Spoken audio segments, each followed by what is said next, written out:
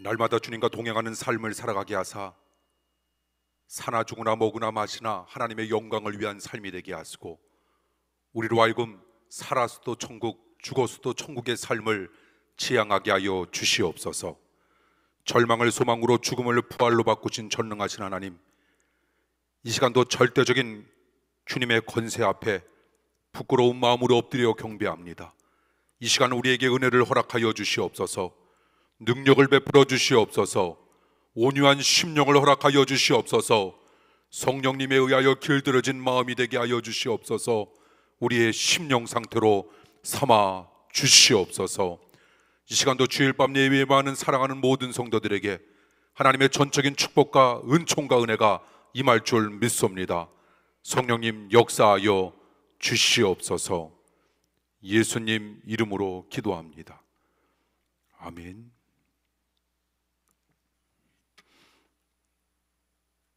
우리 하나님의 말씀 봅니다. 하나님의 말씀은 신약 에베소서 5장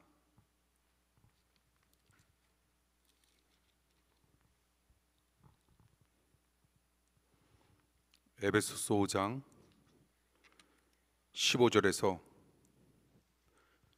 21절 우리 교독을 읽도록 하겠습니다. 15절 제가 먼저 읽겠습니다.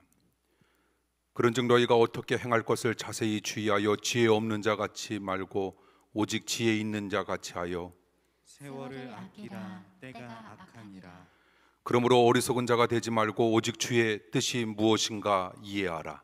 술 취하지 말라. 이는 방탕한 것이니 오직 성령의 충만을 받으라. 시와 찬미와 신령한 노래들로 서로 화답하며 너희의 마음으로 주께 노래하며 찬송하며 범사의 우리 주 예수 그리스도의 이름으로 항상 아버지 하나님께 감사하며. 함께 읽습니다. 그리스도를 경외함으로 피차 복종하라. 아멘. 오늘도 주일 밤 예배에 임하는 우리 사랑하는 성도님들을 환영하고 축복합니다. 이 시간 대면 예배 가운데 그리고 비대면 예배 가운데 우리 사랑하는 주님의 놀라운 축복과 은총이 여러분 심령 가운데 가득 임하고 은혜로 나타나길 원합니다. 저는 오늘 에베소서 5장 15절에서 21절에 해당되는 말씀을 바탕으로 우리 사랑하는 성도님들과 성령 충만한 사람은 도대체 어떤 사람인가, 그리고 우리는 분명 성령 충만한 사람이 되어야 할 텐데 어떻게 하나님의 말씀에 의거하여 우리는 성령 충만한 사람이 될 것인가라고 하는 몇 가지 말씀을 살펴보고자 합니다. 우리가 많이 오해하는 것 가운데 하나가 있습니다. 그것은 바로 성령을 받았다, 또한 어떤 것이 성령을 받은 것인가라고 하는 이 말씀에 대한 오해입니다.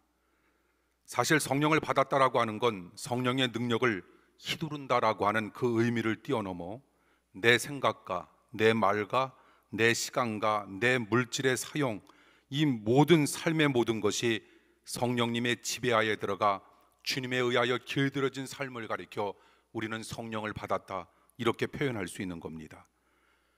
여기서 여러분들이 이미 눈치채셨겠지만 길들여졌다라고 하는 것, 이것은 온유하다라고 하는 표현입니다. 오늘 여러분들이 혹시 기억하실는지 모르지만 낮 설교에서도 조금 언급했던 것처럼 우리는 성령님에 의하여 길들여진 삶을 살아야 할 줄 믿습니다. 우리는 온유한 삶을 살아야 할 겁니다. 온유한 자 복이 있나니 땅을 기업으로 얻을 것이다 라고 하는 물질적인 축복과 더불어서 하나님께서 우리들에게 주시고자 하는 놀라운 평안의 말씀이 우리 사랑하는 성도들의 심령 가운데 가득 나타나고 임하길 원합니다. 그러므로 성령 충만한 사람에게는 반드시 온유한 모습이 나타난다라고 하는 사실 또한 여러분 기억하시면서 살아가 주시길 바랍니다.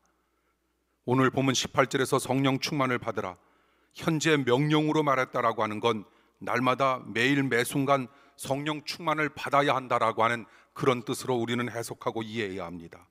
그렇게 매일 매순간 성령님께 길들여질 때 우리는 하나님의 은혜와 하나님의 능력이 우리의 삶 가운데 가득 넘치게 된다라고 하는 확신 또한 나타나길 원합니다. 성령 충만한 사람이란 도대체 어떤 사람을 가리켜 우리는 성령 충만한 사람이라 이야기할 수 있을까? 오늘 본문을 바탕으로 몇 가지 그 모습을 살피고자 합니다. 첫째, 성령 충만한 사람은 시간을 지혜롭게 쓰는 사람을 가리켜 우리는 성령 충만한 사람이라 이렇게 이해할 수 있는 겁니다. 오늘 본문 15절에서 16절 말씀해 보니 그런즉 너희가 어떻게 행할 것을 자세히 주의하여 지혜 없는 자 같이 말고 오직 지혜 있는 자 같이 하여 세월을 아끼라 때가 악하다라고 하는 말씀이 기록되어져 있습니다. 이 구절에서 세월을 아끼라라고 하는 말은 시간을 아끼라라고 하는 말씀인데, 그러므로 성령 충만한 사람이란 시간의 청지기 의식을 가지고 시간을 지혜롭게 잘 쓸 줄 아는 사람을 가리켜 우리는 또한 성령 충만한 사람이라 이해하고 해석할 수 있는 겁니다. 오늘날 많은 사람들이 돈은 아낄 줄 아는데 시간은 잘 아낄 줄 모릅니다. 그런데 엄밀히 따져보면 사실 돈보다 시간이 훨씬 더 중요하지 않습니까? 없어진 돈은 다시 벌 수 있지만 흘러간 시간은 다시 찾을 수 없기 때문입니다. 그러므로 시간 낭비는 돈 낭비보다 더 무섭다라고 하는 것, 어떤 분은 이런 이야기를 합니다. 성공의 90% 이상이 시간 관리에 달려 있다라고 하는 멋진 말을 남기기도 합니다. 그만큼 시간 관리가 중요하다는 겁니다. 시간을 소중하고 지혜롭게 잘 쓰지 못하는 사람, 이런 사람은 겉모습이 아무리 성령 충만한 모습이라 할지라도 우리는 그런 사람을 가리켜 성령 충만한 사람이라 이야기할 수 없다라고 하는 겁니다. 사랑하는 성도 여러분, 성령 충만한 사람들이 되길 원합니다. 그러기 위해서 우리에게 주어지는 시간을 믿음으로 은혜로 하나님의 뜻 가운데 잘 행할 수 있는 믿음의 백성 되길 원합니다. 하나님께서 하라고 하는 거 하는 겁니다. 아마 내 시간으로 시간이 없다 할지라도 하나님께서 하지 말라라고 하는 것은 우리가 하지 아니하는 삶을 살아가는 겁니다. 그러므로 우리는 성령 충만한, 성령님에 의해서 길들여진 온유한 마음을 바탕으로 나에게 주어지는 성령의 뜻이 도대체 어떤 것인가라고 하는 사실을 기억하면서 성령 충만한 사람 되어 하나님께 영광만 돌리길 원합니다. 오늘 본문을 바탕으로 하나님께서 우리들에게 성령 충만한 사람이 되길 원하시고 있고, 또한 성령 충만한 사람이 되기 위해서는 두 번째, 주님의 뜻을 온전히 따르는 모습이 있어야 할 것을 우리에게 당부하시고 부탁하고 계십니다. 본문 17절 말씀해 보니 그러므로 어리석은 자가 되지 말고 오직 주의 뜻이 무엇인가 이해하라. 이 말씀 속에서 가장 중요한 시간 관리는 주님의 뜻을 이해하는 겁니다. 그리고 주님의 뜻대로 시간을 투자하는 것, 우리는 이것을 가리켜 가장 중요한 시간 관리라 이야기할 수 있는 겁니다.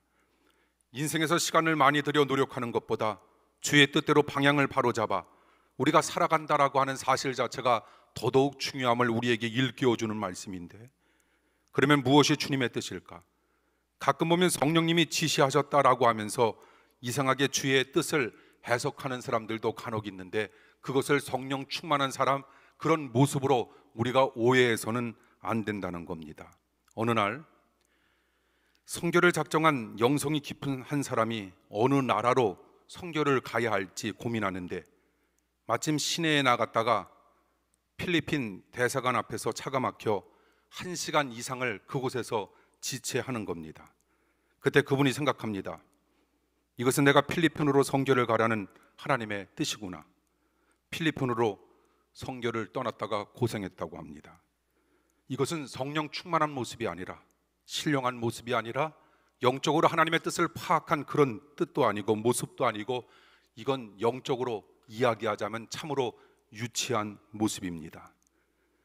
어느 날 한 여인이 신문에서 최신의 비행기 747 비행기를 타고 성지 순례를 가십시오라고 하는 광고를 보게 됩니다.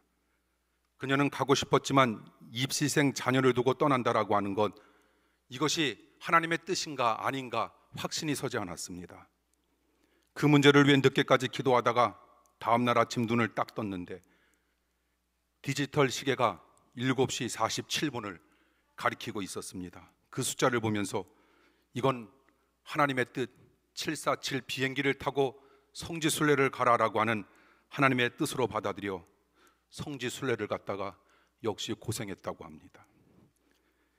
그런 신앙은 절대로 바른 신앙이 아니고 이건 미신입니다. 우리가 살아감에 있어서 나를 향한 주님의 온전한 뜻이 도대체 어떤 것인가라고 하는 사실을 우리는 기억하는 겁니다.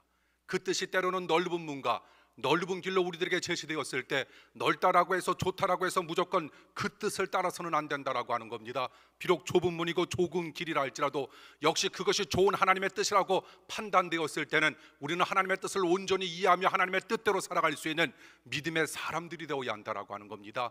그럴 때 우리는 그 사람을 가리켜 미신에 의하여 움직여지는 사람이 아닌 하나님의 놀라운 성령님의 뜻에 의하여 움직여질 수 있는 하나님의 사람으로 우리는 여기며 살 수 있다라고 하는 겁니다. 여러분, 성숙한 믿음으로 주님 앞에 더더욱 영광 돌릴 수 있는 능력의 성령 충만한 성도님들이 되시길 간절히 축복합니다.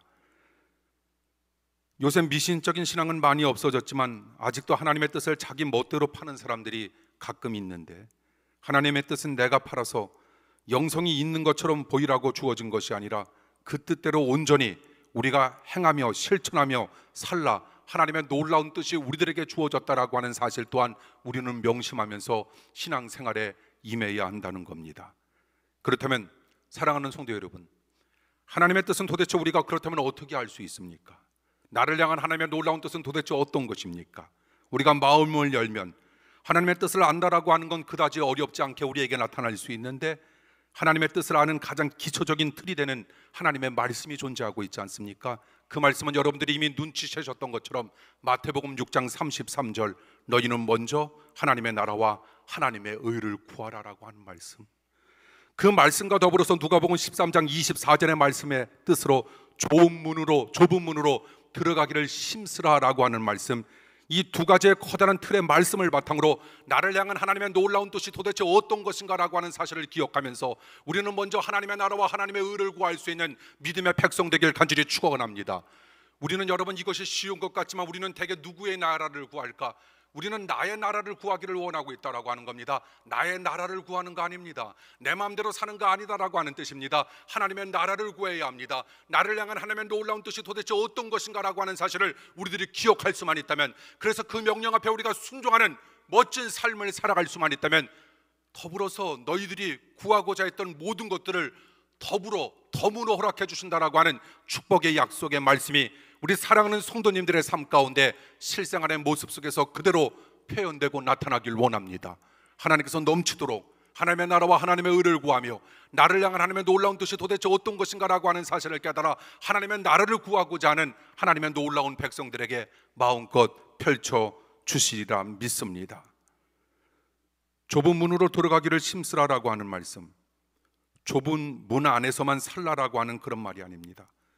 좁은 문으로 들어가기를 우리가 힘쓰면 신기하게도 넓은 축복이 우리에게 주어지지만, 넓은 문만 찾으면 좁은 삶이 우리에게 나타나게 된다는 겁니다. 결국 좁은 문이 아까 이야기했던 것처럼 좋은 문입니다. 무엇이든지 하나님의 뜻과 일에 우선순위를 두고 십자가를 지려는 삶, 우리는 그것을 가리켜 하나님의 뜻이라 이렇게 표현할 수 있는 겁니다. 그처럼 하나님의 뜻을 따라 십자가를 지려는 사람, 하나님 보시기에 가장 성령 충만한 사람의 모습이었음을 오늘 본문을 통하여 우리에게 이야기하니, 사랑하는 성도 여러분, 하나님의 놀라운 뜻을 우리가 이해하고 구함으로 말미암아 성령 충만한 모습, 성령 충만한 사람 되어 하나님 앞에 끊임없이 영광만 돌리길 원합니다. 우리는 성령 충만한 모습을 갖추어야 하며, 그래서 우리는 성령 충만한 사람이 되어야 할 텐데, 세 번째, 우리는 남에게 기쁨을 전해줄 수 있는 그런 능력과 믿음의 사람들이 되어야 합니다.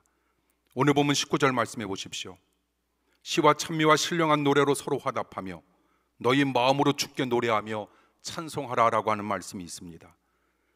이 말씀은 단순히 찬송가, 이 노래를 하라라고 하는 그 의미를 훨씬 더 뛰어넘는 겁니다.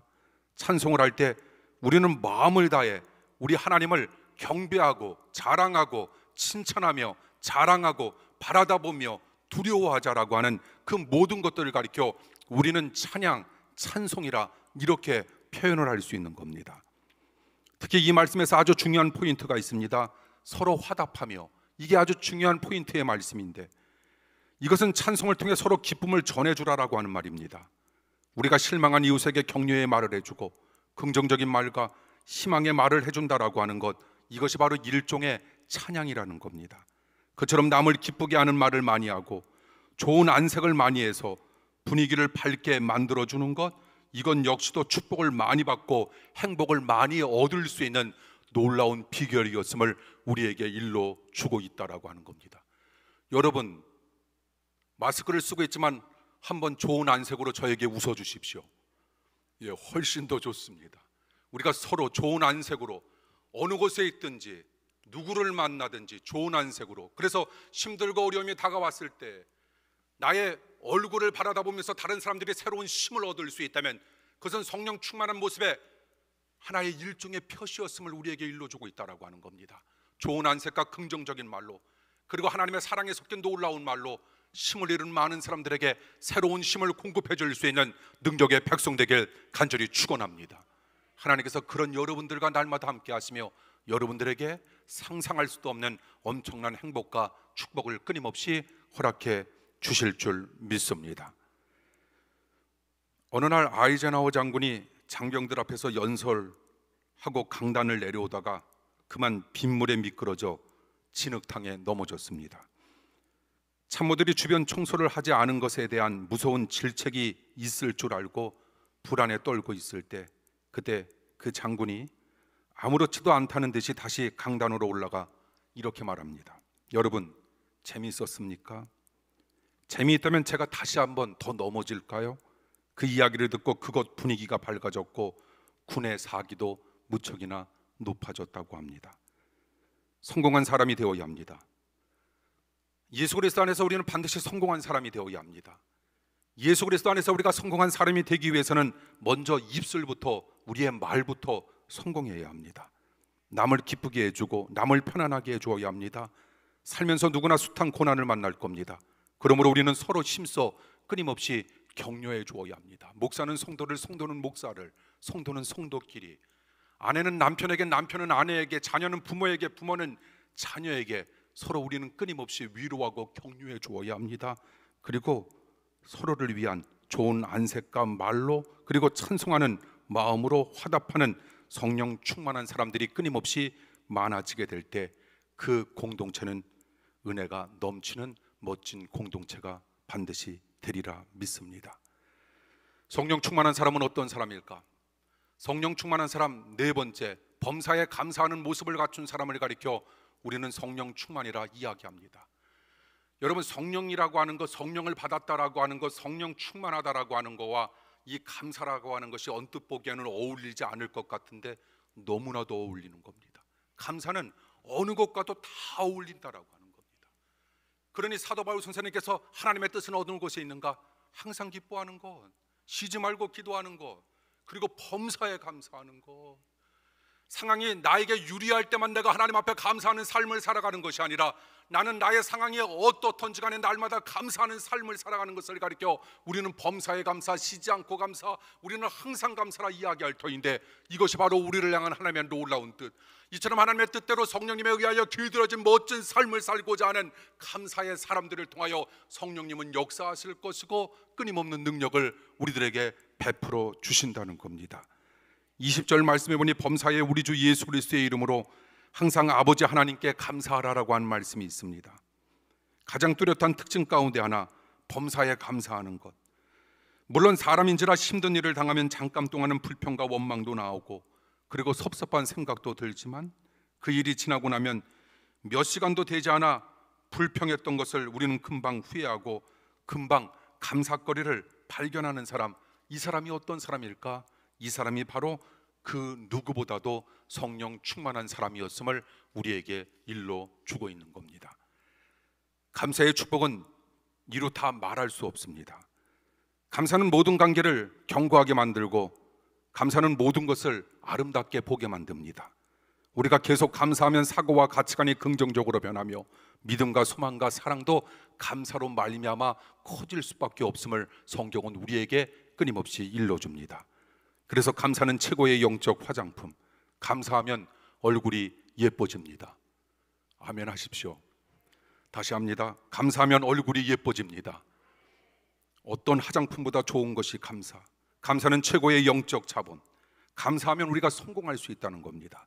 감사는 최고의 영적 교육. 불평하면 인생이 퇴보하고 계속 미성숙한 상태로 있게 되지만 감사하면 우리네 인생이 전진한다는 겁니다. 그리고 점차 그 사람은 성숙한 사람이 될 수 있다는 겁니다. 감사는 최고의 영적 보약. 감사하면 우리가 젊어진다는 겁니다. 감사는 최고의 영적 치료약. 감사하면 병도 치유되고 건강도 되찾을 수 있다는 겁니다. 또한 감사는 최고의 영적 항암제. 감사하면 암세포도 꼼짝 못합니다. 감사는 최고의 영적 진통제입니다. 감사하면 고통이 사라집니다. 감사는 최고의 영적 수면제입니다. 감사는 최고의 영적 방부제입니다.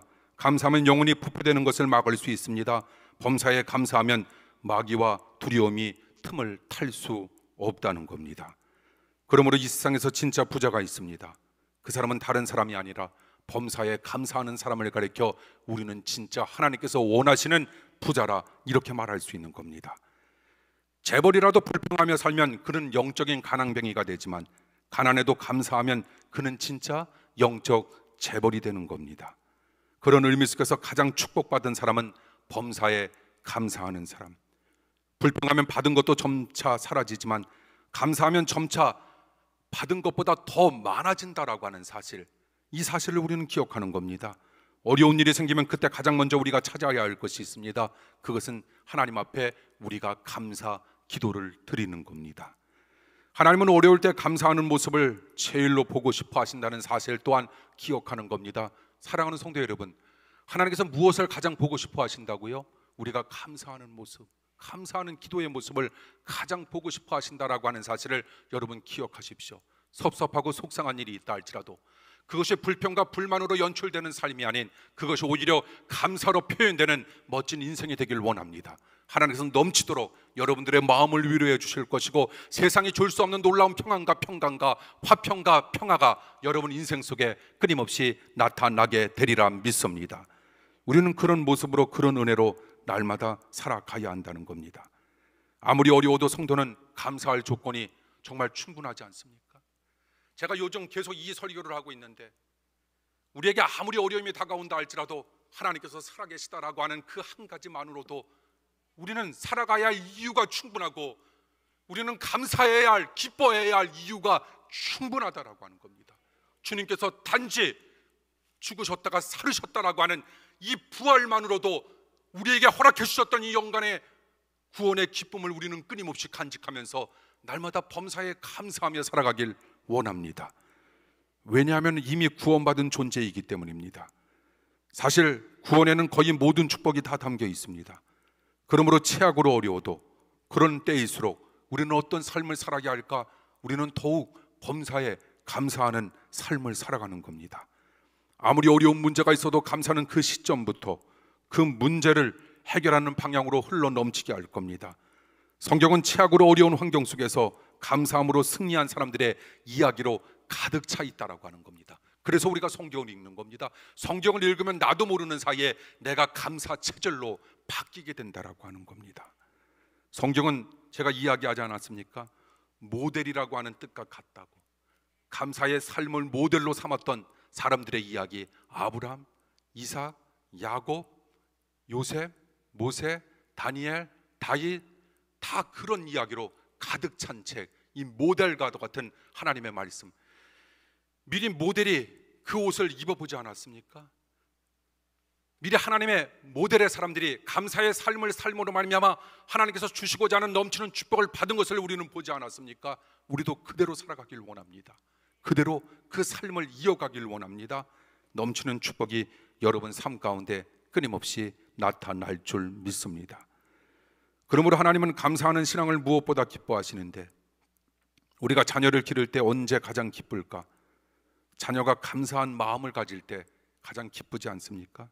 성 프란시스는 태양의 노래라고 하는 글에서 모든 것을 주신 하나님께 감사하면서 마지막으로 그가 무엇에 대하여 감사했는지 아십니까?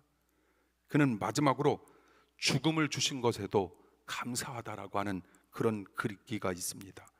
그처럼 죽음까지도 감사의 노래로 만드는 사람, 진정으로 성령 충만한 사람, 그런 사람이 하나님께 최고로 영광 돌리는 가장 축복받는 사람, 우리 성령 충만한 사람 되어 범사에 감사함으로 하나님께서 예배에 임하는 사랑하는 성도님들에게 주시고자 하는 넘치는 축복을 마음껏 누리시길 간절히 축원합니다. 오늘 설교가 좀 길죠. 마지막입니다. 우리는 온유하고 겸손한 모습, 이 모습이 성령 충만한 모습. 나는 마음이 온유하고 겸손하니, 주님께서 마태복음 11장을 통하여 들려주셨던 하나님의 귀한 말씀 기억합시다. 우리도 온유한 사람, 겸손한 성령 충만한 사람 되어 하나님 앞에 끊임없이 영광만 돌리길 원합니다. 그러므로 성령 충만하다라고 하는 건 주님의 마음으로 가득 찼다라고 하는 건 어떤 마음? 온유함과 겸손함으로 가득 찬 것. 우리는 이 모습과 이 마음을 가리켜 우리는 성령 충만한 마음, 모습이라 이야기할 수 있는 겁니다. 하나님 앞에서 겸손합시다. 그리고 우리의 삶 앞에서 우리 모두 겸손합시다. 그리고 중요한 건 우리보다 못한 사람 앞에서 우리 모두 겸손합시다. 우리는 하나님의 은혜가 없으면 아무것도 할 수 없습니다. 실패의 최고봉은 겸손하지 못한 것, 반대로 성공의 최고봉은 끝까지 겸손함을 잃지 아니한 것. 하나님은 교만한 자 대적하시지만 겸손한 자에게는 천대까지 이르러 축복하신다는 하나님의 약속의 말씀을 기억하길 원합니다. 스코틀랜드에 존 케인즈라고 하는 유명한 교육자가 있습니다. 어느 날 그가 교육회의에 참석하기 위해 기차를 타고 몇 시간 후에 목적지에 도착합니다. 기차에서 내리자 수많은 사람들이 위대한 교육자의 방문을 축하하기 위하여 줄을 서서 그에게 박수를 보내는 겁니다. 그때 케인즈는 생각합니다. 누군가 나와 똑같은 기차에 아주 훌륭한 사람이 기차를 같이 탔구나. 그리고 자기도 얼른 그 승객들 옆에 서서 뜻도 모르면서 박수를 치고 있는 겁니다. 그 모습을 보고 환영객 대표가 뛰어와서 묻습니다. 선생님, 지금 선생님은 누구에게 박수를 치고 있는 겁니까? 그때 교육자 케인즈가 이런 말을 합니다. 지금 누군가 훌륭한 사람이 이곳을 방문한 것 같아서 나도 박수를 치고 있는 겁니다. 존 케인즈가 그토록 훌륭한 교육자가 될 수 있었던 것, 바로 겸손한 태도였습니다. 사랑하는 성도 여러분, 저는 겸손한 단어가 나올 때마다 늘 이것을 기억합니다. 허리와 목이 주변 사람들에게 잘 구부러지는 것도, 그것도 겸손이지만 우리는 그것을 한 단계 더 뛰어넘어 이런 모든 것들을 품고 있는 겸손의 예수 그리스도의 성령님의 참된 뜻이 있지 않습니까? 나 다른 것 없이는 없는 것만큼 살아갈 수 있으나 나 하나님 없이는 단 한 시도 살아갈 수 없다라고 하는 그런 겸손함으로 일관합시다. 이것이 성령 충만한 자의 모습, 이런 성령 충만한 자의 모습을 바탕으로 주님께서 허락해 주시고자 하는 놀라운 축복과 은혜는 끊임없이 우리네 삶 가운데 임한다는 사실을 여러분 날마다 기억하면서 주님께 영광 돌리길 원합니다. 아멘. 여러분들의 눈이 너무 반짝반짝거려서 그냥 마무리한 거예요. 기도하겠습니다.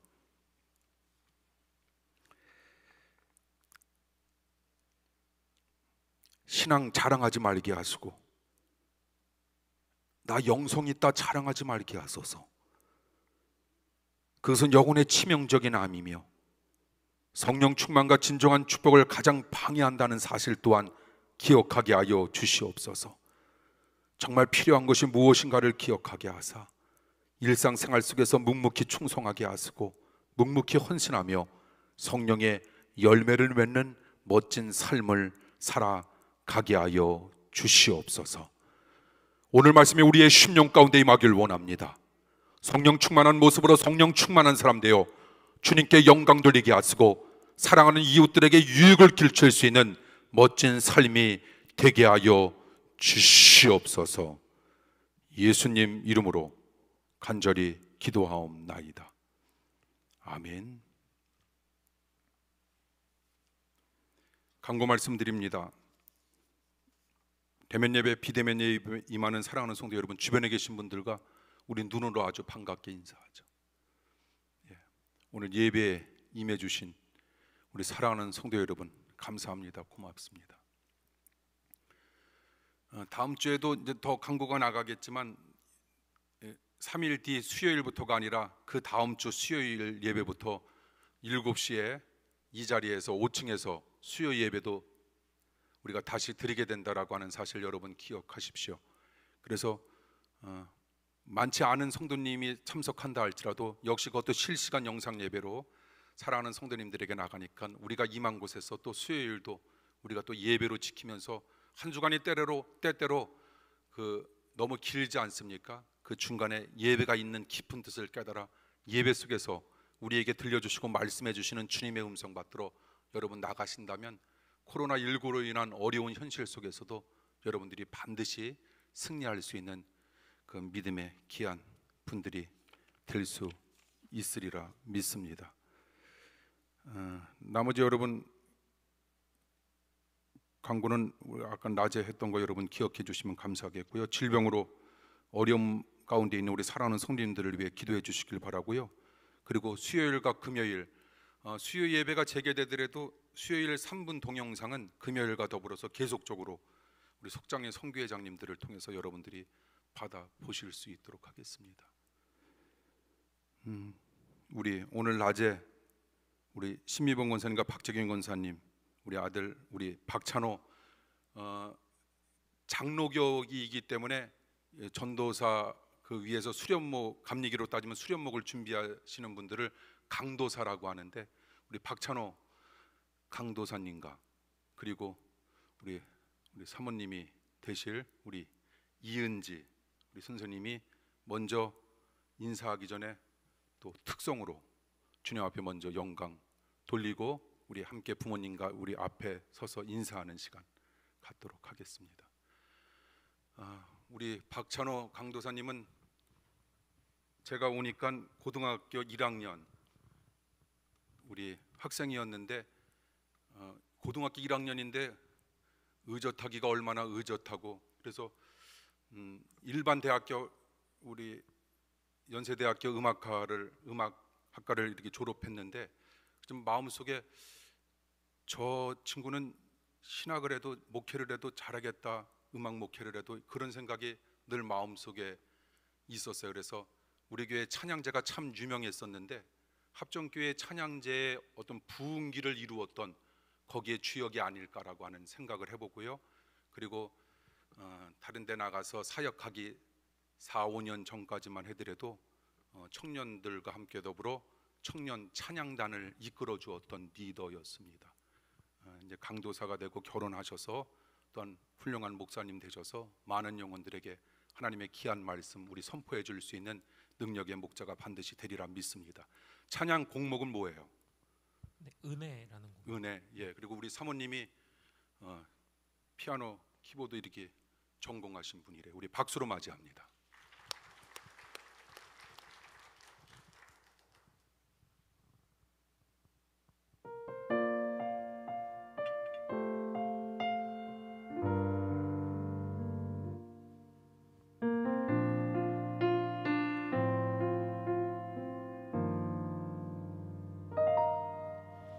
내가 누려왔던 모든 것들이 내가 지나왔던 모든 시간이 내가 걸어왔던 모든 순간이 당연한 것 아니라 은혜였소. 아침 해가 뜨고 저녁에 노을 봄의 꽃향기와 가을의 열매 변하는 계절의 모든 순간이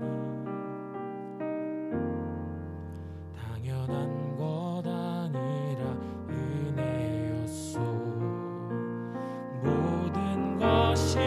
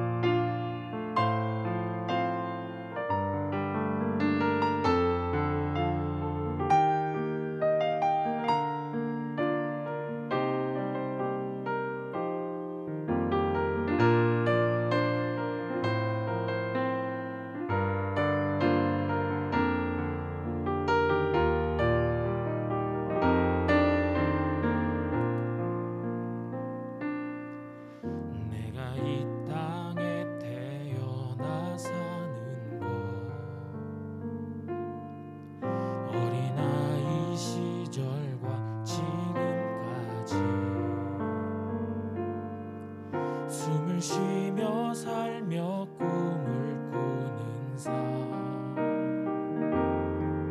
당연한 것 아니라 은혜였소. 내가 하나님의 자녀로 살며 오늘 찬양하고 예배하는 삶 복음을 전할 수 있는 축복이 당연한 것 아니라 은혜였소. 모든 것이 은혜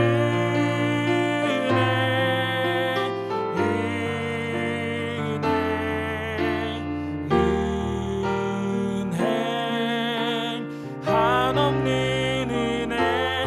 내 삶에 당연한 건 하나도 없었던 것을 모든 것이 은혜였소.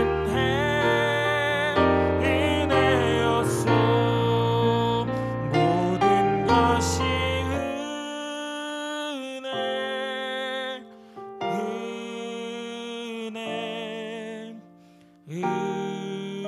은혜 한없는 은혜. 내 삶에 당연한 건 하나도 없었던 것을 모든 것이 은혜였소.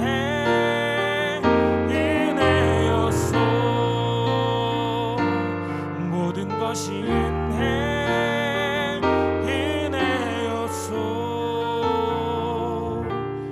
모든 것이 은혜였소.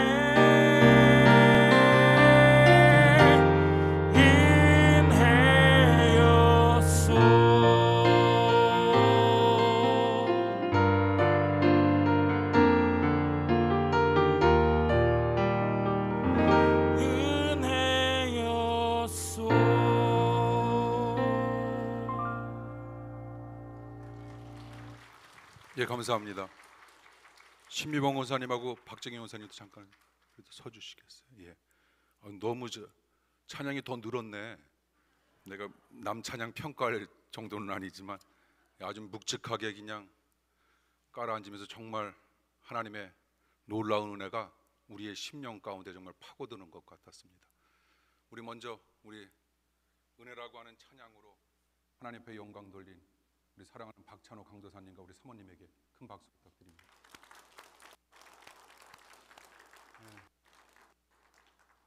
오늘 낮에 오늘 박정희 원사님과 신미봉 원사님 우리 자랑스러운 아들 우리 찬호 군이 또 이렇게 목회 사역 나아가 혼자 하기 힘든 그 사역이기를 우리 사랑하는 신부 우리 이은지 사모님과 함께 더불어 그 어려운 길을 이제 개척하면서 나가게 될 겁니다.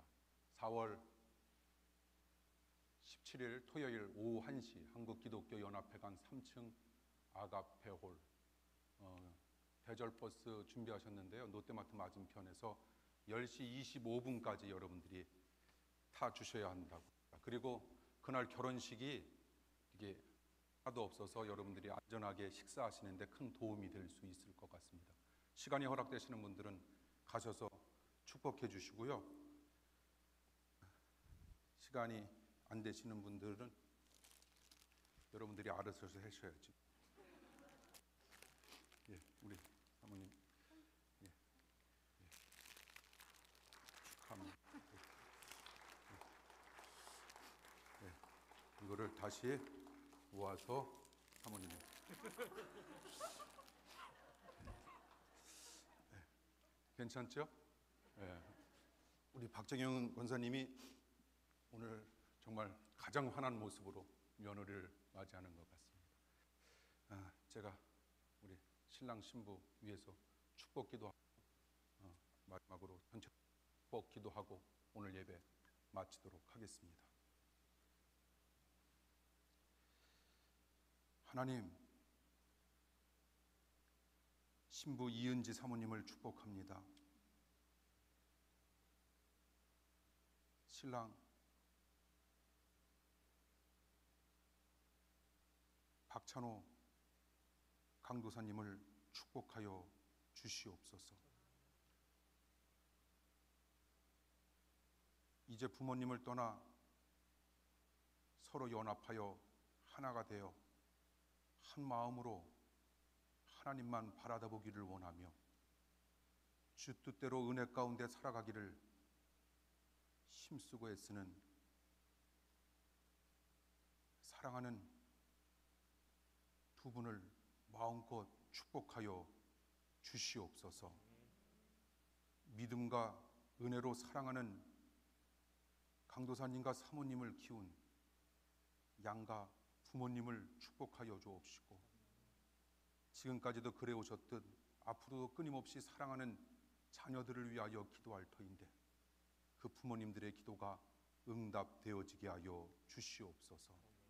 사랑하는 이 가정 영원히 잘된 같이 범사가 잘되게 하시고 강건하게 하여 주시옵소서. 날마다 하나님의 은혜와 사랑 가운데 주어지는 삶을 믿음과 은혜로 살아가게 하사 주님께 전적으로 영광만 돌리게 하여 주시옵소서. 결혼 준비하는 가정 속에 있사오매 준비하는 가정 속에서도 마귀 틈타지 못하게 하시고 오직 성령님만이 주장하시고 주관하여 주시옵소서. 결혼 이후에 우리 사랑하는 강도사님과 사모님의 삶이 더더욱 하나님의 뜻 안에서 멋지고도 고귀한 삶이 될 수 있도록 마음껏 축복하여 주시옵소서.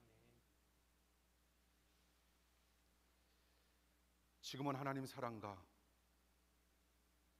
예수님 은혜와 성령님 감동하심이